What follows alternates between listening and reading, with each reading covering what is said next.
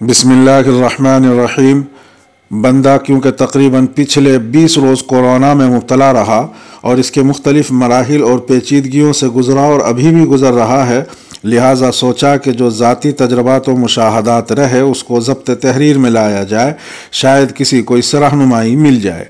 लेकिन इस तहरीर का मकसद क़तन किसी को इस मोहलिक बीमारी से मुताल्लिक़ किसी किस्म का मशवरा देना या कोरोना पर उमूमी गुफ्तगू या खुदा न खास्ता टोट के बताना नहीं, क्योंकि ये मौजू 1-1.5 साल से मुसलसल व्हाट्सएप और फेसबुक वगैरह की जीनत बना हुआ है और हर तरह के सच और झूठ बल्कि गुमराह कुन रिवायतें तक बस फैलाई जा रही हैं। लिहाजा इस मामले में मोतबर बातें वही हैं जो इस फील्ड के माहिरीन की आरा हैं। मेरे कोरोना की इब्तिदा गले की हल्की सी खराश से हुई थी, लेकिन क्योंकि टॉन्सिल से पुरानी वाबस्तगी रह चुकी है, लिहाजा इस दफ़ा के दर्द की कैफियत शुरू ही से मुख्तलिफ व मशकूक थी। बुखार इब्तिदान 101 रहा। एजोमैक्स जैसी अदवियात डॉक्टर्स आजकल तजवीज़ कर रहे हैं, लिहाजा शुरू की, लेकिन इफाक़ा न हुआ। कमर और घुटनों में दर्द शुरू हुआ तो फैमिली डॉक्टर को दिखाने और टेस्ट वगैरह करवाने पर कोरोना का उक़दा खुला। अल्लाह ताला जज़ा दे, ये डॉक्टर साहब हमेशा वक्त पर काम आए, लेकिन ये वक्त इन डॉक्टर साहब का न था। दवाएं और इंजेक्शन शुरू हुए तो 2 दिन कुछ बुखार टूटा, लेकिन उसके बाद कोरोना पूरी शिद्दत से हमला आवर हुआ और बस जिस्म, दिमाग, सांस और मजमूई सेहत सबको तहस नहस कर डाला। 103, 104 बुखार लगातार 3-4 रोज रहा, जिसने जिस्म तोड़ कर रख दिया। पेनाडोल ने काम करना छोड़ दिया और इधर इन डॉक्टर साहब का इस्तिग़ना उरूज पर था। लिहाजा 2-3 मुखलिस भाइयों ने डॉक्टर तनवीरुस्सलाम साहब का बताया, जो हमीद लतीफ़ हॉस्पिटल के HOD भी हैं और आजकल कोरोना के सिलसिले में इनकी तरफ गैर मामूली रुजू भी है। फिलहाल model town Lahore B block में बैठ रहे हैं। वहाँ हाजिर हुए तो कोरोना के मरीजों का एक हुजूम था, लेकिन नज़्म ज़ब्त, सफाई सुथराई काबिल सताइश। उनको दिखाने पर मालूम हुआ कि कोरोना के बिगाड़ के साथ साथ नमूनिया बहुत बढ़ा हुआ है, जो कि कोरोना का लाजमी जुज़ है। उनके इलाज से एक ही दिन में अल्हम्दुलिल्लाह फ़र्क पड़ना शुरू हुआ। दिन में अनगिनत इंजेक्शन और मुंह के ज़रिए दी जाने वाली दवाएं शुरू हो गईं। कुछ इंजेक्शन तो ड्रिप के ज़रिए दिए जाते थे और कुछ बराह रास्त खाल में लगते हैं, जो शदीद तकलीफ दे अमल है। इलाज में बुनियादी दर्जा किसी भी मुसलमान के नज़दीक दुआओं ही का है। सब चीज़ों का नंबर इसके बाद है, क्योंकि असल शिफा इसी खालिक की अता है। इस सिलसिले में सेहत याबी और बीमारियों से बचाव की दुआओं के साथ साथ सबसे मुजर्रब अमल शेखुल इस्लाम हज़रत मौलाना मुफ्ती मोहम्मद तकी उस्मानी साहब दामत बरकातुहुम का बताया हुआ साबित हुआ।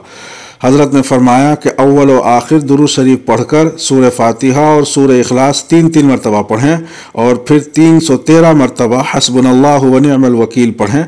अल्हम्दुलिल्लाह इस अमल की अलग ही बरक़ात महसूस हुई। इस दौरान जो तकालीफ पेश आईं और जिन नेमतों की कदर हुई, उनमें से चंद एक का तज़किरा यहाँ ज़रूरी मालूम होता है। सांस लेना कितना आसान काम लगता है, बल्कि काम ही नहीं लगता, लेकिन इस बीमारी ने एक एक सांस पर जिस्म खर्च कर डालने का सबक सिखा दिया। ऐसा लगता था कि बस हर सांस एक नई जान लेकर जाता है और अगली बार नई जान लेकर आता है। मुंह से जाने वाला सांस अपने मकाम तक कैसे पहुंचता है और वहां से कैसे पलटता है, इसका पूरा एहसास तो शायद अभी नहीं हुआ, लेकिन इस नक्ल हरकत में अल्लाह ताला की सन्नाई और सहूलत की कुछ कदर ज़रूर हुई। कमज़ोरी का यह आलम था कि करवट लेना अव्वल तो दुश्वार तरीन, बड़ी मुश्किल से ले भी ली तो 10 मिनट। बिला मुबालगा दिल की धड़कन 120 की रफ्तार पर पहुंच जाती थी। आंखों की पुतलियां धड़कन के साथ बाकायदा हिलने लगती थीं, जिसकी वजह से सर में शदीद धमक महसूस होती थी और सांस बहाल होने में आधा घंटा कम से कम लगता था।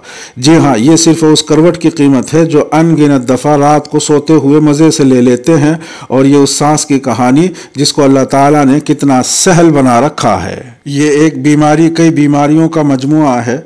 मसलन इस बीमारी के दौरान जब तबीयत मजमूई तौर पर बेहतर हो रही थी, उन्हीं दिनों कई दफ़ा ऐसा हुआ कि ब्लड प्रेशर कम होते होते 54-55 पर आ गया। कभी ऐसा हुआ कि शुगर लेवल बढ़कर 425 से तजावुज़ कर गया। इन चीज़ों के अलग असरात तबीयत पर मुरतब होते थे। कभी तबीयत अचानक हशाश बशाश मालूम होती थी, लेकिन अगले ही लम्हे शदीद चक्कर और जिस्म में कपकपाहट शुरू हो जाती थी। दिल की धड़कनों का अचानक नामुकम्मल या अधूरा रह जाना और ऐसा महसूस होना गोया बस जिस्म बिल्कुल खाली हो गया है, ये भी एक अजीब कैफियत रही जिससे बार बार गुजरना हुआ। और ये कैफियत हद दर्जा अज़ियतनाक होती है। इसमें ऐसा महसूस होता है कि दिल धड़कते धड़कते अचानक बिल्कुल खामोश हो गया हो और धड़कन वापस पलट गई हो। सूंघने और चखने की हिस्स का ज़ाइल होना तो इस बीमारी का तकरीबन लाजमी जो समझा जाता है। मज़कूरा कैफियत और उनकी शिद्दत वग़ैरह हर किसी के लिए जुदा जुदा हो सकती हैं, लेकिन इस बीमारी में मुब्तला बहुत से हज़रात ने मिलती जुलती ही कैफियत व मुशाहदात ज़िक्र किए हैं। डॉक्टर साहब की हिदायत में काबिल ज़िक्र बातें जिनसे बहुत फ़ायदा भी हुआ और माहिरीन की तहक़ीक़ से पूरी दुनिया में मुजर्रब भी साबित हो रही हैं, ये हैं। दिन के 24 घंटों में 18 घंटे उल्टा लेटना और जिस कदर हो सके वक्फे वक्फे से कोई शख्स कमर के दोनों अतराफ में ख़ास तरीक़े से जो माहिरीन से पूछा जा सकता है कुटाई बल्कि पिटाई करना। जी हाँ, ठीक ठाक पिटाई। ये अलग बात है कि मेरा इलाज घर के बुज़ुर्ग बचपन में पहले भी कई दफ़ा पिटाई तजवीज़ कर चुके थे, लेकिन यहाँ इसकी अहमियत बहुत ज़्यादा बढ़ गई थी। इसमें सब ने अपना हिस्सा डालने की भरपूर कोशिश की। अहलिया के इसरार के बावजूद मज़कूरा ख़ास खिदमत ये सोचकर उनको नहीं सौंपी गई कि उनको तो मौका मिलता रहता है और मिलता रहेगा, लेकिन सबके सामने पिटाई करने का लालच आंखों में उम्मीद बनकर चमकता हुआ ज़रूर देखा जा सकता था। बहरहाल ये मौका दूसरों के ख्याल करने का था, लिहाजा दिन रात की पिटाई से बहुत फ़ायदा हुआ। कई ज़रबों में मुझे इलाज से ज़्यादा गुस्से की चमक दमक भी नज़र आई और कहीं बिला वजह की शौकीनी भी। डॉक्टर साहब के नज़दीक इलाज में मरातिब इस तरह थे कि अव्वल दर्जे में उल्टे लेटे रहना और दूसरे दर्जे में कमर की कुटाई और तीसरे दर्जे में दवा। इन सब के मजमूए से अल्हम्दुलिल्लाह आज तबीयत बहुत बेहतर है। और दिल की धड़कन वगैरह चेक करने के लिए ब्लड सैचुरेशन, ऑक्सीमीटर वगैरह जैसे आलात मुस्तकिल साथ रखना इंतहाई ज़रूरी है। ब्लड सैचुरेशन का मेयार 90 से 100 तक का है। 90 से नीचे जाने की सूरत में फ़ौरन डॉक्टर से रब्ता करना ज़रूरी है। हल्के बुखार को भी आजकल मामूली नहीं समझना चाहिए और फ़ौरन किसी माहिर डॉक्टर से रुजू करना चाहिए। बहरहाल ये कोरोना की बीमारी बहुत सख्त है और इन सब बातों के लिखने का वाहिद मकसद ये है कि खुदारा बहुत एहतियात कीजिए। 2 दिन कबल जब डॉक्टर साहब को दोबारा दिखाया तो उन्होंने फरमाया कि आप जब पहली दफ़ा मेरे पास आए थे तो आपकी हालत देखकर मुझे उम्मीद नहीं थी कि आप इस बीमारी से ज़िंदा बच सकेंगे। हकीकत यह है कि अल्लाह रब्बुल इज़्ज़त ने मुझे दूसरी ज़िंदगी अता फरमाई है।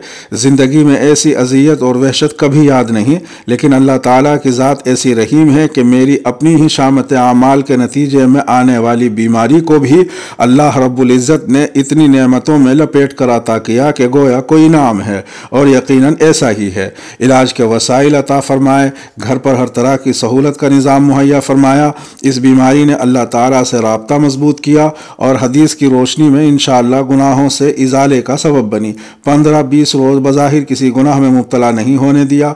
हम जैसे बदअमालियों में मुब्तला सियाहकारों को 15 या 20 रोज़ ऐसे मिल जाएं कि कोई गुनाह न हो, बल्कि उल्टा गुनाह धुल रहे हों, नमाजों और रोज़ों में सहूलत हो, तो यही इनाम